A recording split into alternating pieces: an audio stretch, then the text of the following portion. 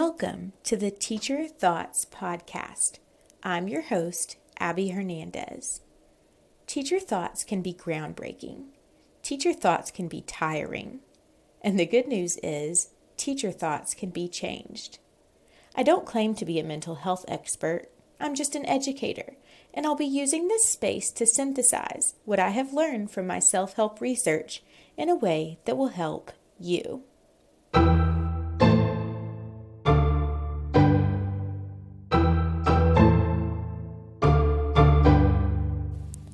This is episode 8. Welcome back to the podcast. I'm so glad you're here. So I'm really hoping that this goes smoothly. I am currently sitting inside my husband's closet because there's noise everywhere. Inside my house, there was so much noise, so I came into my bedroom and told my husband, please don't come in the room, recording the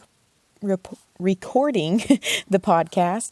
And so I come into my room and my neighbor's dog is barking so loud and won't stop. And I really didn't want to wait for it to stop because sometimes it goes on for a really long time. And I can't complain because I have 2 dogs, so they contribute to the noise a lot. I just came in here.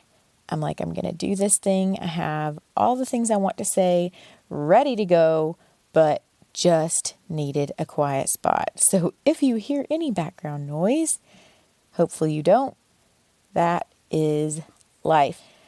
So today we are talking about things you do that are annoying. And not like to other people, but things that you do that annoy yourself, but you keep making the same choice and you kind of know there's not going to be a different result, but you wish there was a different result, and you keep doing the same thing. Anyway, so a while back, my mom moved into my grandmother's house after she passed away. And there was this cabinet that used to have cereal in it. And my grandma had an entire pantry with plenty enough space for all of her food. But for some reason, she kept the cereal there. And when my mom moved in, she decided to put the pots and pans in that cabinet and move the cereal out of there. For one, I don't really think she eats cereal, but for 2, she wanted to spread things out so she could see and find things whenever she needed them. And when she first did this, I really felt some major resistance. I showed up at my grandmother's house. I was looking for something. I opened that cabinet and there was no food in there. It was all pots and pans. And I'm like, what did you do? Why would you change this? This is where the cereal and the crackers belong. They've been here since I was born. That's just where they go. And my mom was like, well, I didn't want them there. I wanted to move them somewhere else. And at first, like I said, I really was like, how can you do this is Grandma's house. You can't do that. Why would you change anything?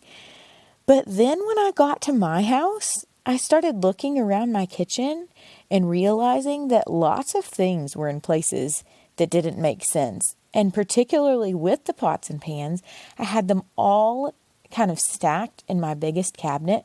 And every time I would open that cabinet, they would sort of fall out. Or when I would look for one, I couldn't find anything because they were just kind of all in this jumbled mess.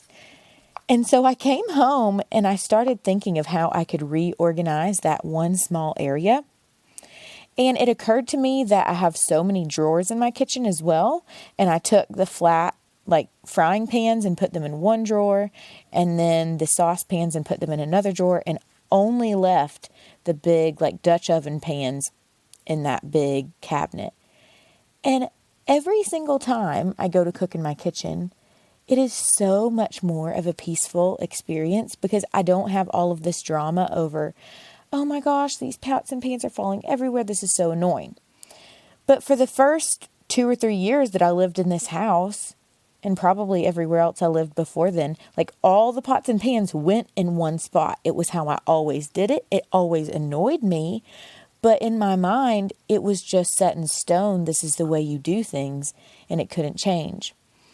So if you have things in your life that you do and they annoy you, I want you just to start paying attention to them, calling them out, noticing them.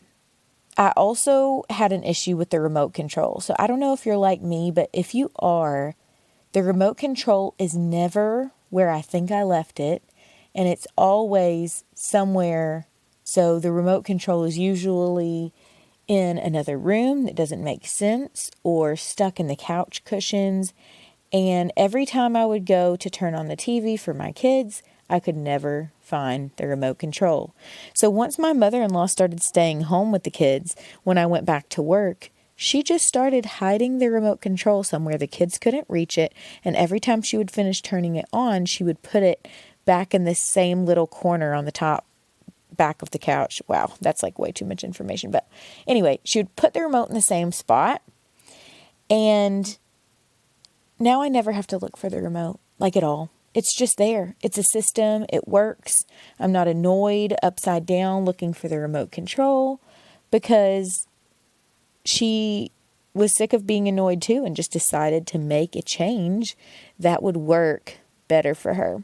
So when it comes to teaching, there is one specific area that this has really shown up in a way that was sort of forced upon me as well. Absolutely forced upon me.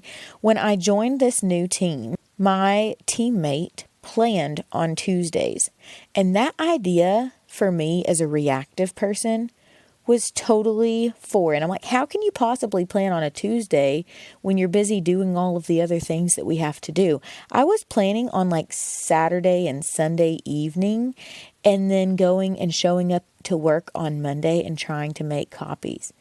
And for some of you, that probably sounds insane, but others of you totally relate to that. And I thought that that was the only way I could do it because I had so many other things that I had to do that I just could not fit in the planning until it was the weekend. But once I started working with this lady who always planned on Tuesdays, I didn't really have a choice. She was like, we're planning on Tuesdays. I don't do the whole last minute thing. And that time is now protected.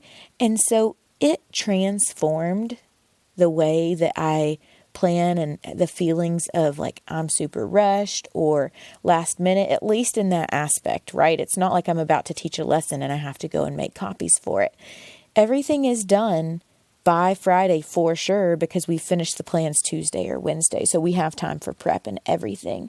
I just want you to start to notice, is there anything that I do in my life that annoys me? And I know it annoys me, but I keep on doing it anyway.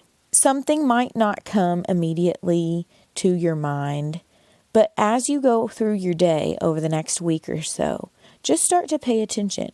When do I feel annoyed?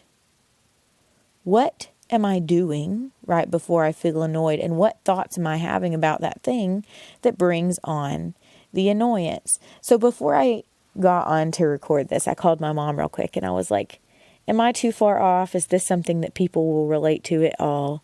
And her first response was, I'm sure there are 100 things, but I can't think of anything right now. And she thought for a couple of seconds and then she was like, oh, I know what it is. Just this morning, I went to go put away my dirty laundry and I have a basket inside my closet for my laundry. And when I open the door in the morning, it squeaks and wakes up everyone in the house. And I know the solution to that would be to get a hamper that I put in a different part of my room that looks beautiful and goes with my decor and everything, but I won't have to go in that hamper in the morning. And I'm annoyed with myself for causing disturbance in the household by making all of this noise, opening and closing that door that's just super unnecessarily loud, but I do it anyway. And I feel like if we start to pay attention, you will see that you do this in different areas of your life too. So when we find it, sometimes we can look inward for the answers. So in that circumstance, my mom knew exactly what she wanted to do to solve that problem. She just hadn't acted upon it yet, right? But other times we can look outward for answers because sometimes when you're caught in that same habitual thinking pattern or you just get an autopilot and you start doing things the same way, it is really straining on your brain to try to think of something that would break that habit. But there are people around you, like the lady who plans with me, who are already doing things in a way that make more sense. So when you look to them or look to people who you know are just living completely different lives than you for the answers, it can sometimes help for you to figure out which way you want to go. I want to make sure that I mention that this doesn't mean that you're going to be bouncing back and forth, moving your pots and pans into every different drawer every different day, moving everything around in your house, just going and overhauling your experience at school and turning your whole world upside down. It doesn't mean that you can't be happy with the way things are, but if there are things that you are unhappy with, just realizing that you are most likely an adult who lives in a free country, and you can choose to do things differently than you did them yesterday. If you haven't been told that yet, or you haven't let that sink in yet, I'm telling you now, you have permission, and you should give yourself permission. You can give yourself permission to do things differently today than you did them yesterday if you feel like they don't serve you very much. The only place I would say this doesn't really apply is at a staff meeting, right? Because you show up once, everyone has a seat that they sit in. And if you show up the next time and sit in a different seat, that's just like, no, it will get you voted off the island. You sit in the same place. Everyone has their safe zone. And for some reason, us creatures of habits will go into a meeting. And after one meeting, everyone sits in the same place. So don't go and sit in someone's seat. You can, but I just don't recommend it. I want to warn you of another thought that might come up when you start this work, and probably is the reason that you haven't changed the annoying things to begin with. Okay, and that thought is that you don't have the energy to do it, or you don't have the time to do it, or you'll do it later when you do have the energy. And I want you to stop and observe when that comes up and realize that it might be that very thing that's causing you annoyance, or the thoughts about that thing, because it's really not the thing, right? The circumstance doesn't cause the annoyance, but the thoughts that we have about it. But that very thing that you don't feel like you have time to change or the energy to change might be the very thing that is taking away or draining away your energy. So I just want you to try to pay attention to this. Take a look at your life, take a look at your thoughts, take a look at your feelings. And when you see this come up, just acknowledge it. Pay attention to it. You don't even have to change it right away. But notice, how many times a day do I feel annoyed by the way I do things? And which of those things, maybe just choose one, which of those things do I want to try to do differently? This has been another episode of Teacher Thoughts Podcast. See you next time. Have a great week. Bye-bye.